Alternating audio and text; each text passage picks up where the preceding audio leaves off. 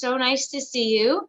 A little bit of a different face this week. Normally, we're used to having Monica Schallenberger here, but today it is me, and I'm going to make sure everyone has access to be able to view the slide deck. Let me double check on that real quick.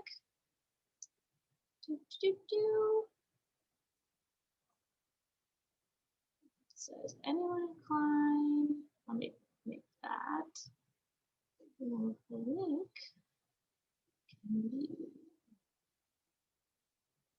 All right, we'll try this one more time.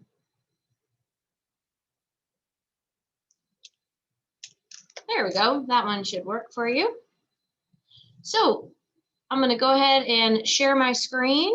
It tells me I can't minimize when I want to do that, but that's okay. We're going to get it. All right, so we are here today for some data protocols as part of the AP P2P pipeline development. There's the bit.ly, and then if you find things that you want to tweet out as you learn, please feel free to do so. I'm not the veteran of professional learning like Monica is, so if you have a question and you put it in the chat, it's just me today, so feel free to unmute yourself if there's a question as we go, and I am happy to hear your question and take it from there. So again, my name is Shannon Stroll. I serve as one of the directors with HR. I serve as an employee staffing and employee relations. Most recently served as a principal at Benfer Elementary. Just completed my 21st year in education, all in Klein ISD. I've ranged from a classroom teacher at the junior high level, classroom teacher at the elementary level, and then assistant principal and principal. So I've been around data a lot on all sides, and so I'm excited to share with you some of the things that I've learned and what worked well on the different campuses that I've been a part of. So we know in Klein ISD, we believe every student enters with a promise and exits with a purpose. And through our professional development, we work collaboratively as educators to help that mission come to fruition. And so as we look at our strategic plan, and specifically this session today, it's really a combination of multiple components: cultivating talent, reimagining our learning, we're building community as we learn together. And as we all know, data really truly drives everything that we do. It serves to drive high quality teaching. It helps us when we are evaluating effectiveness of a profile as we serve as a leader. And then of course, profile of a learner. If we're going to personalize learning for every student, we need to truly understand where every student is and what every student needs. So let's do a little check-in. On the scale of littles, how is everyone feeling today? And I'm going to escape from my PowerPoint so I can see some of your, how is everyone feeling today? And you can put either the 1, 2, 3, 4, 5, 6, 7, 8, or 9. I'm a little bit of a mix of a 4 and maybe a 9. That's my current status. Just say, how are y'all feeling? A 7, I see that. Okay, 7 is good. I like that. 7 is really good. Okay, 8, lots of 8s. Let me check that out. Good, okay. No one is 1 yet. I don't see any 1s. That's good. It's definitely been a busy week and a busy time of year. So I definitely can relate to many of these feelings. All right, now let's go to our next one. I think I might just leave it like this if that's okay with you guys, since I don't have a chat moderator. Now let's talk about data. When we hear the word data, some people may say, we say data. Data or data, it's all the same. How do you feel when you think about data? Data as an educator, data as it relates to you and how you serve in the classroom, data from the lens of a assistant principal, future assistant principal, principal. See a 6.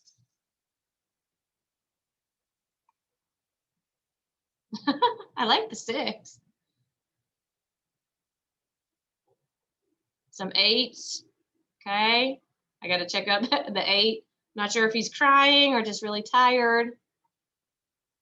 So I really, as a leader, I really enjoyed evaluating through measurable outcomes, start of the year to the end of the year, and making it very black and white in terms of where we were as a campus and where we're going. And so I hope that this session will give you some strategies that you can use, and as an aspiring assistant principal may help you with some of the ways you answer questions moving forward with your interview protocols, just to give you some different lenses on how maybe data can become either more relevant or how you can look at it, as I said, in a different way as you continue to go about your practices. So I love this quote, without data or without data, you're just really another person with an opinion. And I think sometimes as educators, we have an idea of what we think we see is going on, but unless we truly evaluate it by pulling the numbers and making those best decisions, then ultimately we're just people working with opinions. And so the data informed education cycle really should be something that's implemented consistently and with fidelity, where we teach, we assess, we evaluate, we analyze, we create an action plan, and then the cycle continues. And so when we work with teachers and we're finding ways to help drive instruction, this is one strategy that is extremely effective. But as you can see, it has to be ongoing. This isn't something that we would implement in August and then evaluate in May. Essentially, it's aligned with your assessment calendar, it's aligned with the scope and sequence that the district has implemented, and it's meant to be cyclical and ongoing. Of course, we all know the campus improvement plan. When you are placed in that seat of an assistant principal, working with your principal to help determine the campus needs assessment, which then leads to your action steps, driven by what else? Your data. If you don't have the data, then essentially your CIP is created based on opinions. And so we really have to drill in through that needs assessment, through the data analysis, the improvement plan, to really create the most effective CIP for the campus, because essentially the CIP serves as the foundation for what the campus is choosing to implement for that school year. CIPs are never meant to be a cut and paste creation. They're always drafted, specifically tailored to campus needs, and that takes time. I also want to stress that data is not just directly related to teaching and learning. We also have to look at the social emotional component, and we have to look at the community and family involvement. And those components also are essential when drafting an effective campus improvement plan. So yes, student data is extremely important, but we all know that there's multiple factors that go into creating a successful and well-rounded CIP. So when we talk about learning and we evaluate what does learning really look like in a classroom, it really comes back to reflecting on what has been proven to be the most impactful. And so we can ask questions like, what educational policies have the greatest impact on students? And that takes time to research and investigate. Next thing is what influences students to achieve?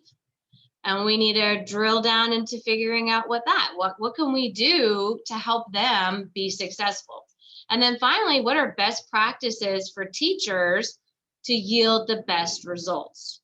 And so those three components are really important when we look at the types of things that we're expecting or wanting to see in classrooms, what we want to see students doing in order to really, quote, see what learning looks like. So we're going to start right at the beginning of the year. And what are some action steps that you can begin to think about when placed in the seat of an assistant principal? What are some things that you should be kind of already bringing to the table and beginning to wrap your brain around, whether it's the campus that you're currently on or it could potentially be a brand new campus. So in those staff development days that lead up to the first day of school, there's going to be a multitude of things that you'll be working on. One may be the campus assessment calendar. When creating an assessment calendar, of course, you want to take into consideration the scope and sequence that the district has outlined. And then it's always best practices to use a backwards planning model. And so you would want to structure your calendar year around your quarters and look at what essentially benchmarks where you want each grade level, each content area to be by quarter. It takes a lot of planning. So you want to be sure that you draw in your specialists. You'll be working with your principal, you'll be working with your assistant principals, but essentially you really want to have a good idea of what those benchmarks look like so that it's very clear and can be communicated clearly to your staff in terms of the direction that the campus is going to be moving in terms of what we look at as being successful. I'm sure all of you have heard of John Hattie and the effect size. And what he has determined is the #1 influencer in an effect is those teacher estimates of achievement. And it actually has been given a ranking value of 1.62, which is 4 times the effect of an average influencer. And so what that means is it reflects the accuracy of an individual teacher's knowledge of students in his or her classes and how that knowledge determines the kinds of classroom activities and materials, as well as the difficulty of the tasks assigned.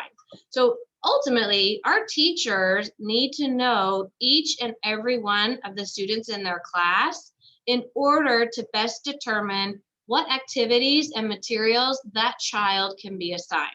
And once the teacher is able to do so and can say, I truly know that this child needs this and this child needs that, that can have a 1.62 effect on achievement.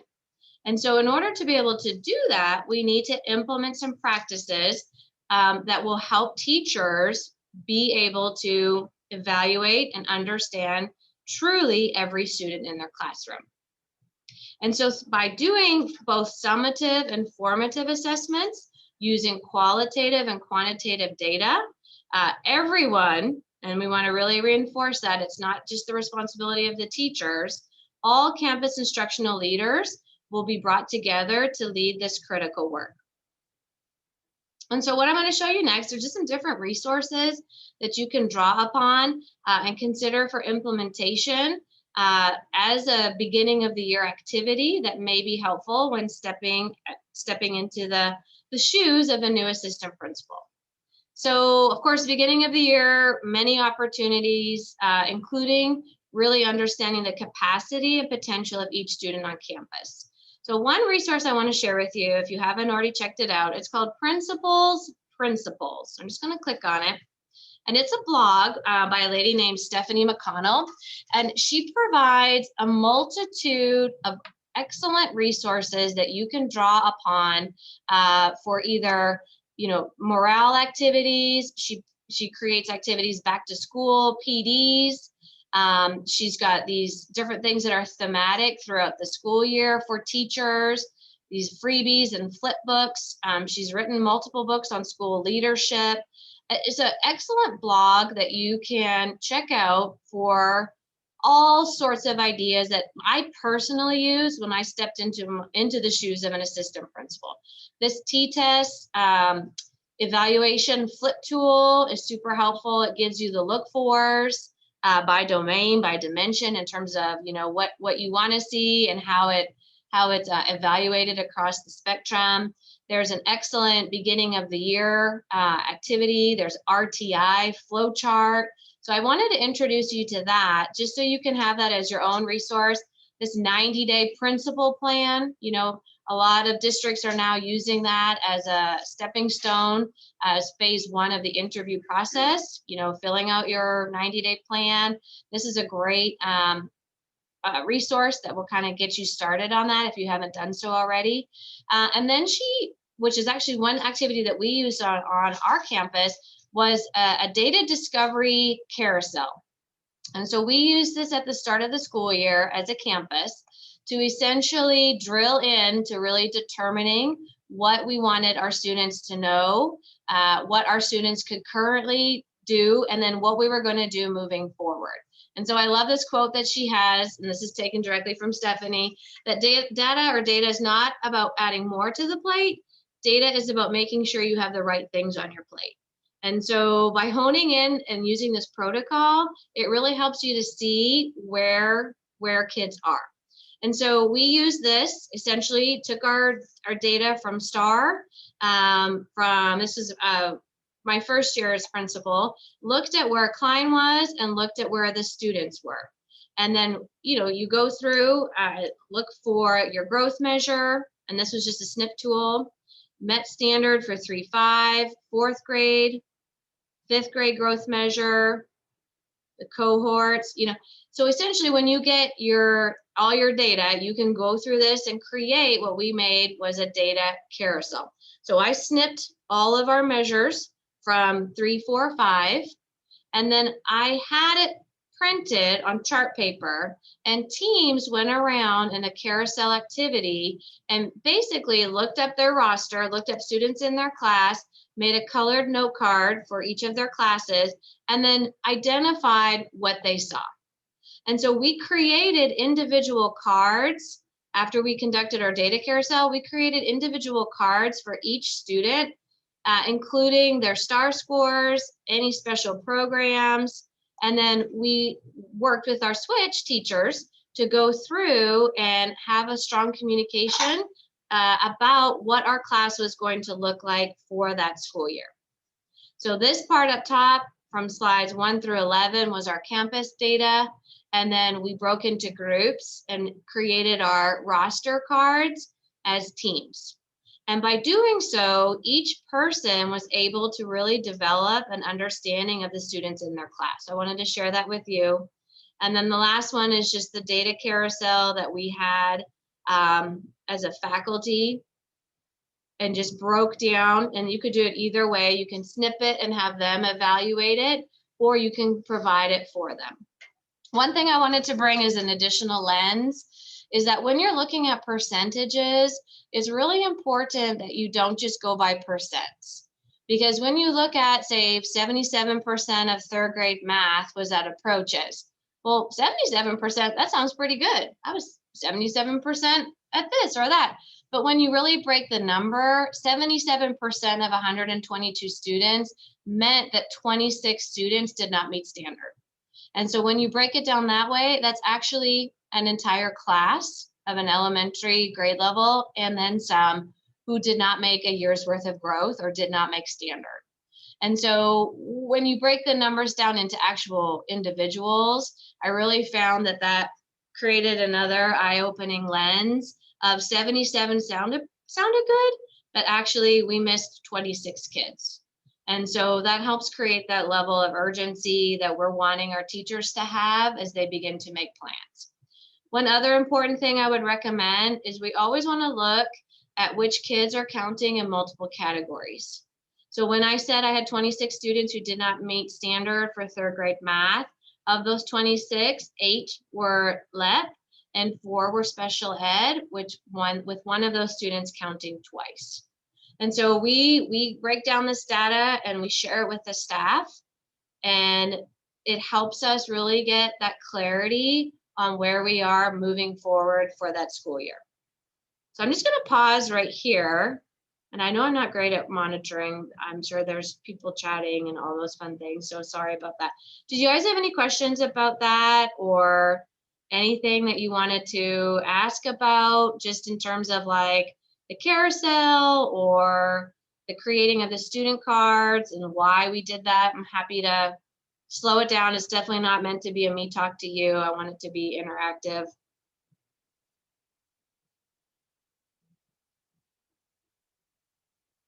No, you're like, keep going, Stroll. No problem. Hang on, I I will was going continue. to say something. I couldn't find my unmute. Oh, okay. So it's funny you were talking about this, because I was talking with our math science specialist today about being more effective with data. and having a continuum for the kids that are coming to us from, coming from first grade all the way through, that by the time they get to fifth grade, if we have one document that has all of our kids in it, I think that we can better serve them instead of having to look in multiple places. So I like that idea of having the cards for each kid, because I mean, you're more effective as a teacher, by having that right in front of you at your fingertips instead of digging through it. So Absolutely. It was funny, I was having that conversation earlier today. Absolutely. And then the next year we went digital. And so then that card followed the student. And what we found really impactful for teachers was identifying where they were at the beginning and where they were at the end. And so maybe that student was here and kind of, in their opinion, plateaued. We could have some strong conversations about he was reading at this level and now at this level. At the beginning of the year, they were making 50s and 60s, and now they're making high 70s, low 80s. And so for them, it really helped solidify that year had been of impact for that student, and we could document it from literally the beginning to the end. Okay, oh, I keep doing that. Okay, all right, so then keep going. All right, so data-driven decisions. So as future assistant principals, one of your responsibility will of course be T-tests. And I really worked with my APs to look at T-tests in two ways. So one is a professional goal for the educator. So that teacher that you're coaching and developing, having them establish a professional goal that uses both the formative and summative data. And then also a data-driven goal. So once we had broken it down as a campus and then again as a team, and the teachers could clearly see the students and where they were in their classes, then we created a goal for the end of the year.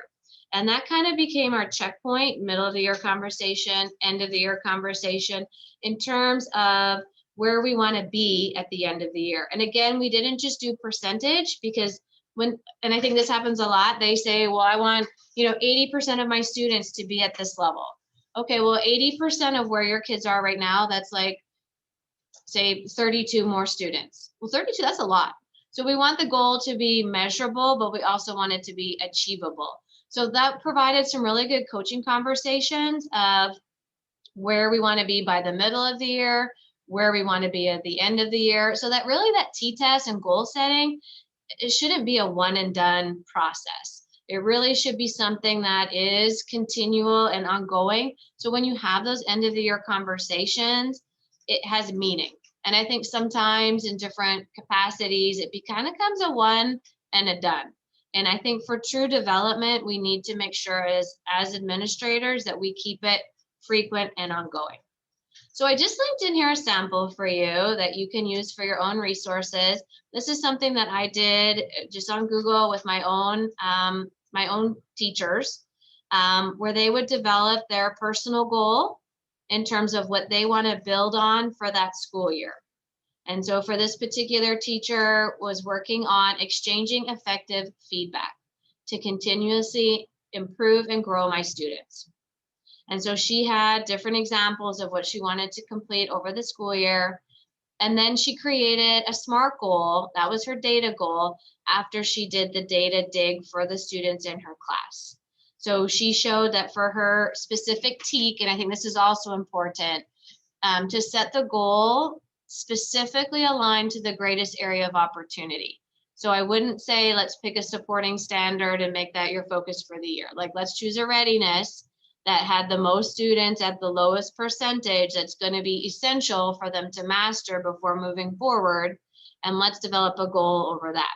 And so for this teacher, she was working, this was 4th grade, computations and algebraic relationships. Her incoming students were at 52%, and she wanted them to grow within that TEAC to 80%. And so she worked out, she had 112 students. This is where they were currently sitting. Her class, she had a high group. And so her conversations were about not having regression. And so sometimes you really have to pull that data and look at, in order to get that growth measure from year to year, It's not just about maintaining, it's about improving.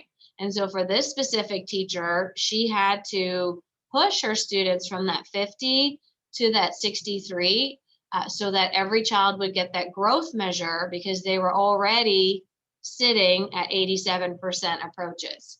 And so you think, well, 87 is great. Yes, it is, but we still have to grow those students so they make that year's worth of growth. And so this was just something that she developed at the start of the year. I would have them share their goal in advance so I could look it over, or the APs could look it over. And then when they come in, if I needed to provide, like ask clarifying questions, we could do that in advance. So when they came in for their coaching conversation, we were ready to go. We didn't have to then go look for stuff or find stuff. They were already in the direction. And so our coaching conversation could be very strategic and specific towards where we wanted to be at the end of the school year. And then the second one is just an example of how we tracked data for our students. This was her T-test goal tracker. So it would have all of the students in her class, and it was aligned by did not meet, approaches, meets, and accomplish. And then we indicated, so the kids' names would go here, where they were at the end of the year by grade, where they were approaches, meets, or masters, and then we would set that growth goal. So essentially, you can calculate that report of what they need to have to meet that growth measure. And so that also drove our conversations. And so she would have this, and then when we would meet at the middle of the year, we would reevaluate and reclassify. And then at the end of the year, she would move her numbers over and we would reevaluate and reclassify. It really helped us to stay focused and stay on track. And it also provided that consistent feedback that I think teachers need to have in order to feel successful. Instead of it being like beginning of the year and then come back in at the end of the year, we just continued that coaching. And I think that's also really important, is that it's not evaluative. And I think sometimes people see T-test as being evaluative. It certainly can be used for that, but it's really meant to be for teacher growth. And if we don't provide the necessary tools to help them grow, then I think that's when it becomes evaluative. So it's just kind of a different way of looking at it as an administrator versus, and how maybe you want to run your own T-test. Do y'all have any questions about that or anything you want to talk about with T-test?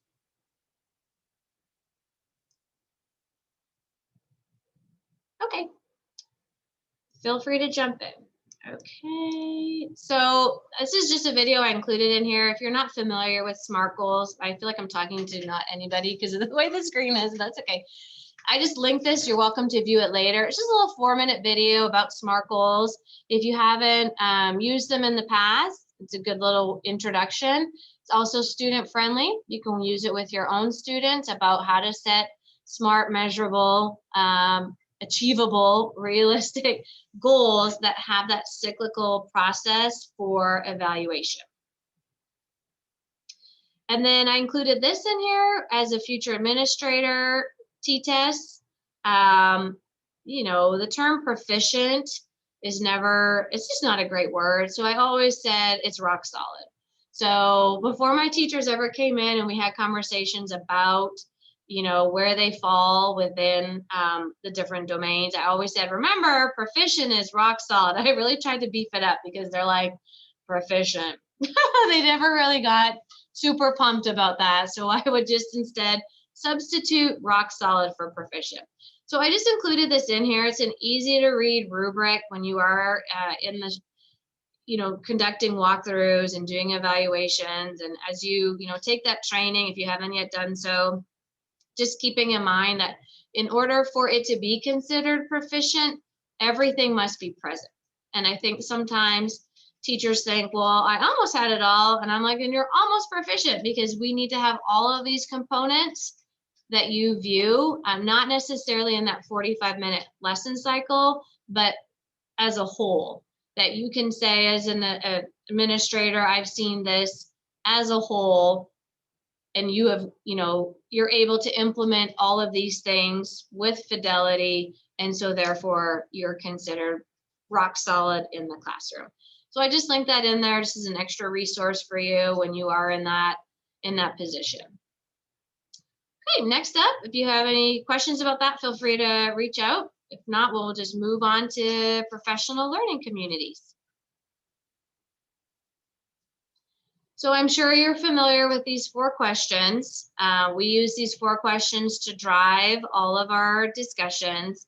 The majority of our PLCs were focused around student data because that ultimately is our role, is to help students and to achieve that year's worth of growth. And so before we looked at our data, we would always say, what was our objective for this assessment? How will we know if they've learned it? What will we do for those that didn't learn? And what will we do for those that have? And so if you can really honor those 4 questions, you'll really move forward with your processes in the essence that you're planning for those for those who weren't successful, and then you're planning for those who were. You're also setting a standard as a team of how will we know they've learned it. And I think that's extremely important to establish from your specialists, from your assistant principals, from your principal. What does success truly look like for a measurement of assessment? And so when we would look at our quantitative data, we would do several things. And I think, as you start to interview and look for positions as an assistant principal, one of the questions that frequently comes up is, how will data drive your view on evaluation? And what strategies can you bring to the table regarding data and how to implement? And so I just included this just to kind of give you some ideas, some things in your toolkit if you don't already have them, and what you can use to kind of bring to the table, maybe reflect upon, think about what might work well for you to kind of give you some additional talking points when you are in that interview process. So it's extremely important for teachers to have specific goals set for them, specific goals set for the grade level, creating some trackers that are identified by teacher, by student, and by TEAC. And so I've actually provided some sample trackers that we've used that you could absolutely use for your own resources that might be helpful when you're creating or thinking about where you want to be. So that first one this is our data tracker. And so we created it. This is our 3 through 5, and then we had a K2, which is standards-based, of course. But essentially, this is one that we had for the end of the school year, where we have the weeks. So we were a week planner. That's how we operated our campus. Week 1, week 2, week 3, week 4. And so we would identify the TEAC by week. That, for example, 3rd grade ELA, 3rd grade writing, what's the TEAC of the week? And then we would identify our grades. So reading grades by week, writing grades by week, social studies, and then we would identify as a team, like this is the 4th 9 weeks, what our major grades were going to be. So we essentially set the foundation, and that's where that backwards planning component comes in. We create all of this, and then that's what drives our lesson plans. That's what drives our PLCs. We have already our evaluations established. So we're working towards week 29. And so week 27, 28, 29 will essentially lead up to that component. We assess week 29. We evaluate week 30. We regroup. We continue week 30. So it's a cyclical process. So I just wanted to include that for you. And then the next one is just our grade level tracker. And so for this one, essentially we have all of our, this is an example of 4th grade by teacher, and then by CCA, by SMART goal, by promise time. And so I just wanted to include this as just a template for you to think about using. All of these student progression trackers, double check on this one. I want to say I took all of the, just looking at it real quick. Goal setting worksheets that we have in here by student, just more as we won't be able to get through all of it today, but I wanted to provide it for you so that you could look at it, evaluate it, and check it out. Take all this out, sorry guys. I'm happy to I'd asked her to clear all this up, but I'll double check on that in terms of the information. Let me just take this one up right now. I'm gonna make sure that all of my student data is cleared out because I think that one had it in there. So I will change that and then I'll resend it back to you guys at the end. But essentially it's just there as a template for you to look at how your data can be tracked by teacher, by TEK. This one too has all the information in it in terms of where we wanted students to be, by TEK, SMARCL, by TEK, how many kids we had, how many more kids we need to get us to that next level. And then again, Hattie's theory of collective efficacy, just the sense of collaboration is essential. So it's always a spirit of we, not me. And we recognize that some of our students may learn better in different environments. And so not being afraid to share students, I think it's extremely important as administrators. You communicate that to your teachers and you communicate that to your teams that we operate as a we. And so if you see a need as an administrator, then that's having those coaching conversations for the team in terms of what can we do to move students forward and why that might need to be in a different classroom. And that has to come from the beginning. And by doing that data dig and looking at it by grade level and then looking at it by team, that really creates that sense of we. These are our students and we're all going to work together. And I mean, teachers sometimes get a little protective of their data.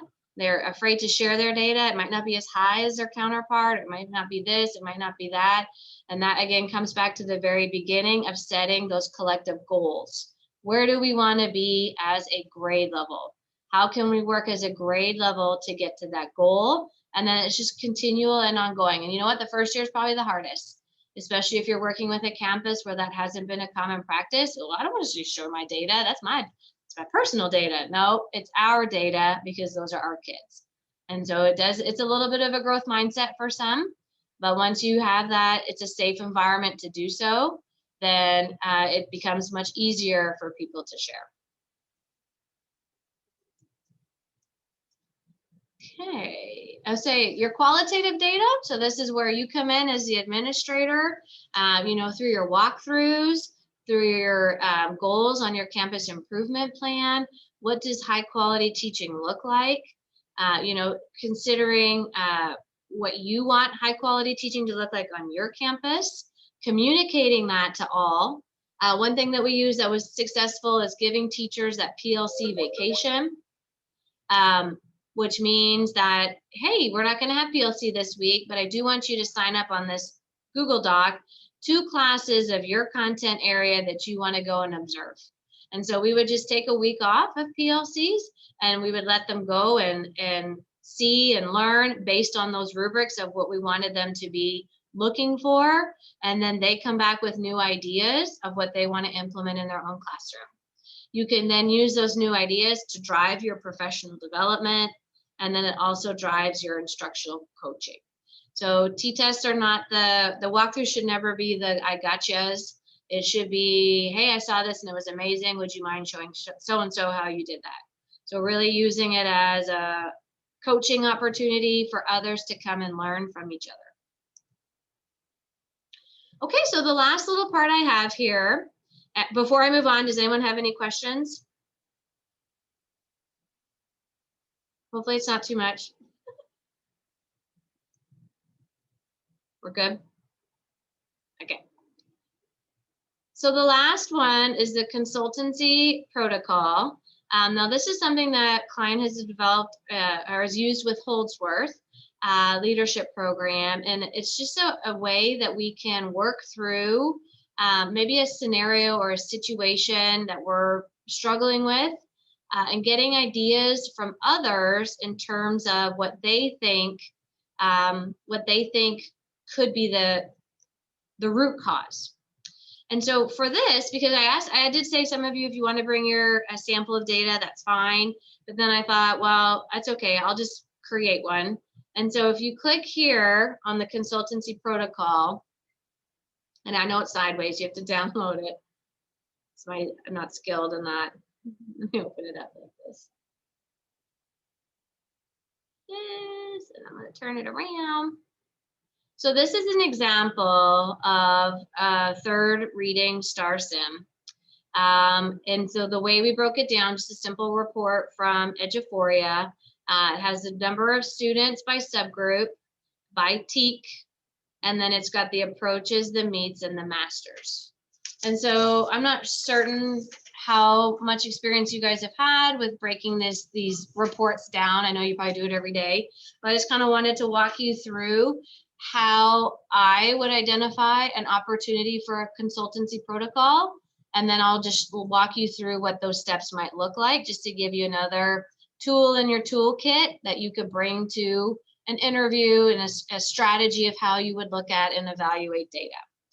So of course, the first thing you want to look at is as a whole, and I didn't include that in there for this, but we can see on average, the entire grade level has about 115 kids, and we're sitting at about, if I were to average it, maybe 74% approaches. So again, I don't like percentages because it doesn't give me a clear number. So if I were to use my nifty calculator and I said I had 115 kids, times it by about 72%, I had 83 kids able to meet approaches, which we know with math. Oh, this is reading. It's about 63. So that means I have 32 kids for that grade level who did not make approaches. So again, when I said 72, 74%, that's pretty good. Well, no, actually we missed 32 kids. So we definitely have an area of opportunity, especially because this is our sim and we're only 3 to 4 weeks away when this was given in terms of the test. So we really need to drill in and look at what's going on. So then my next step would be to identify by class which one is currently my lowest and which one's my highest. So I see teacher A, 45 students at 71%. I would work out that number. Teacher B, 41 at 78%. And teacher C, 41 at 68%. So currently teacher C has the highest number of students not at the approaches level.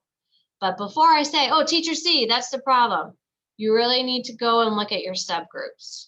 And so as we said in the beginning, many of our students count twice. And so I would have a list of all of their names by subgroup, and I would identify which of my students are counting more than one time. And so when I drill in and I look, I see my EcoDisc kids of teacher A is 18, and they're at 44%.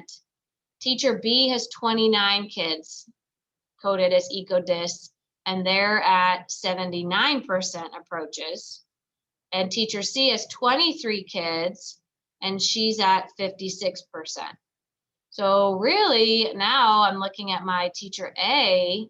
Yes, her approaches is the lowest, but her EcoDisc kids is, or it's not the lowest, but her EcoDisc kids are. So that's one layer I would identify. And then I would continue to go through my subgroups and see teacher A has 1 special ed, teacher B has 3, and teacher C has 9. And I would say 9, that's carrying a lot of what could potentially be double dippers. And actually those could count 3 times in some categories. I want to look at that. When I go across, only 11% of our special education students are at approaches. And when you calculate that out, that's really one of my students is at approaches. So there's a couple of areas that I would definitely identify as weakness. Number 1 would be this large number of EcoDisc kids. Number 2 would be these SPED kids, that what's going on here, what kind of instruction are we applying for them? And then would be my overall, who's the lowest performer? Teacher C is sitting at 68. Any questions about that? Is that something that you've used? Is that something that's new? Is that something that helpful?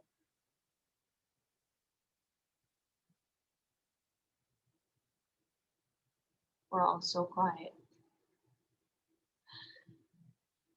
So moving on from there, what I would do in terms of using this consultancy protocol, and this is really just a tool, I'm not going to walk you through it, but it's just a tool that for your team. So as an administrator, you've already pulled the data, you've already determined what you see as needing some clarification. But we all know if it comes as a directive, it's never going to be as effective as if it were to come as a collaborative problem-solving tool. So as the administrator, you would then come to your team and basically say, this is what I've noticed. This is where we are. Let's do our consultancy protocol as a team to determine next steps. And so one thing that the person may present is, teacher A has 41 students, 29 of them are EcoDis, and they're sitting at 44%. That's our problem. So what are we going to do about it? So then the group members would ask questions that have those factual answers. And so then the team can work collaboratively to problem solve, and that would go for 4 minutes. Then they would move into asking their open-ended questions. And so the person who has the problem, and that could even be you, the administrator, you can come to them and say, hey, y'all, so this is our data. This is where our problem is. Let's evaluate. You bring to me and I'll answer. And then as a team, we're going to problem solve. And then from there, the team discuss the problem in third person, and the presenter listens and takes notes. And then at the end, that's where the presenter would respond and share what's most important to them, give thoughts or questions, and then the team would debrief. And you can really use this protocol for we just actually used it today in our team meeting. You can use it for any situation that you're looking for some transparent, constructive feedback. So anything that you don't want to just say, this is what I want to do, but you're wanting to get buy-in from everybody, you can use these protocols to kind of drill in to get to a root cause. And for example, when we shared our protocol today, what we thought was the problem, we thought it was communication, actually ended up being that we needed to target other people in a different way, that it wasn't that we weren't communicating it effectively, it's that we weren't reaching out and finding people that we needed to find. And so it helps collaboratively problem solve without feeling like it's criticism. Because as a team, we have 29 students that are sitting at 44%. They happen to all be sitting in one teacher's classroom, but they're our kids. So what can we do differently to problem solve? And as people become more comfortable with the process, they're like, well, maybe we should try this. Or let's see if math is happening in the morning. Maybe we should, or readings in the morning. Maybe we should switch it to the afternoon. What does their math data look like? So it just really helps to create some alternatives to the fact that that's happening. And it helps create some future action steps, like which students need to be regrouped. How can we regroup them? What interventions do we need? Maybe someone new needs to come in and provide the intervention. It opens up your mind into all sorts of different activities that you can use. So that is where we are at this point. What I'm going to open up is just if you have questions, want to talk, we have about 10 minutes left. I'm open to what questions you may have, or if there's additional resources that you would like for us in terms of data. I tried to give you multiple resources that maybe you can kind of take and reflect upon and perhaps use as your own. And I will stop talking. I'll let you guys ask questions if you have any. I have a question. Sure. Sorry, hi, I'm Tammy. Tamara Munn. Hi, I'm at French Elementary. Okay.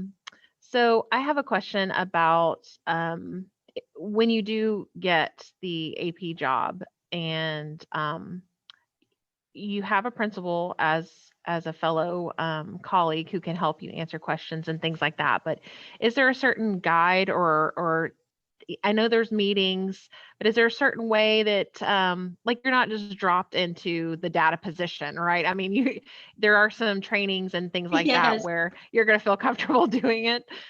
Yes. So, principals have their own systems of data collection. This is just an example of one. There will absolutely be that time where you will have just principal AP conversations about what their data protocols look like and how they're going to be implemented, and the systems that they're currently using. I know principals are always open to new ways of collecting data. And so things that you can bring to the table that may enhance what's currently in place is always helpful. But yes, you definitely won't be like, okay, Tammy, make the trackers, get on out there. You will definitely be coached and supported. We also have once hired as an AP, we have a whole AP development professional series as well that has been super helpful this year. We've got a lot of good feedback on, things that you need as related to the calendar year that we can provide and not having it all on the shoulders of the principal. So that's been helpful. Yeah. I had a question, Ms. Stroll. So my question is also about the grade level trackers, but I'm secondary, Okay. Yes. but I'm not able to access it anymore. So one, will we get access back? Yeah. And Yes. two, what are your thoughts on how we could modify that for secondary?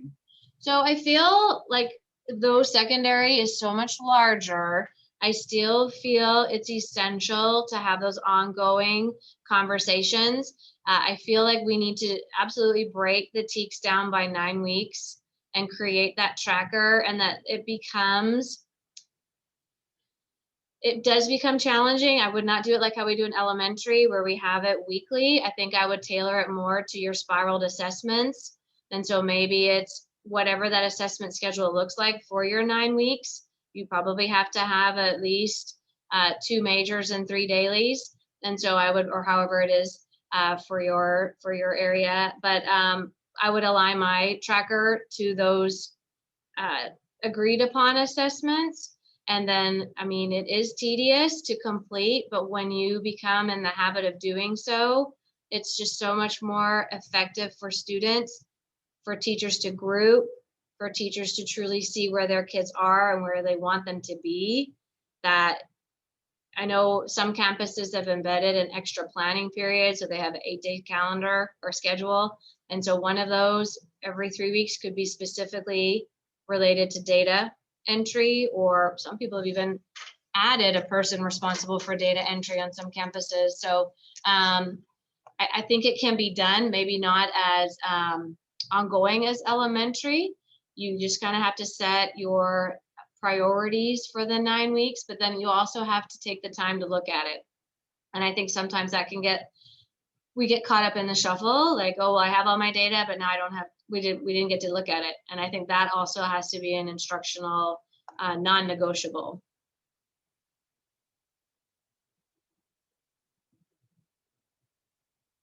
Any other questions?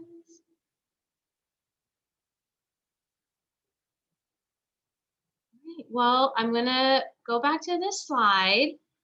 There is a feedback link. If you would not mind providing your feedback, I would really appreciate it, because if we were to offer the session again, would like to know what we could do better, what I could do better for you. And then there is an attendance link. If you want to take a minute and complete that. And then if there was any shout outs, you can feel free to tweet it out. And I just appreciate your time on a Thursday at 5:30. You guys were great. And if I can be of assistance in the future, feel free to reach out to me. Happy to answer questions. I will share that tracker with you again once I've completely made sure it's completely clean, because I was like, oh, I'll share that with you guys at the end.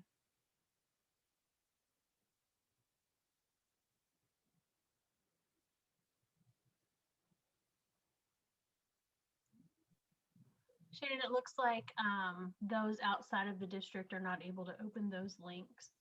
The attendance one. Mm-hmm. Okay, let me check it. Now that one is owned by my counterpart, but Okay, how about after this one? That one's actually created by Monica. So I will, we'll send that out when I send out the link to the tracker. I'll send that out to you guys as well. If you want to just put your name in the chat, if you're outside of the district, so that I have the attendance, and I'll make sure that you get that that's sent to you.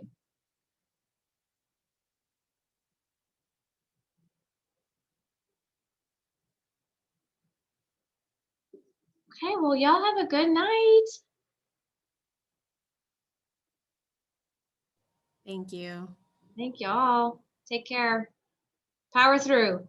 You got this. You're almost there.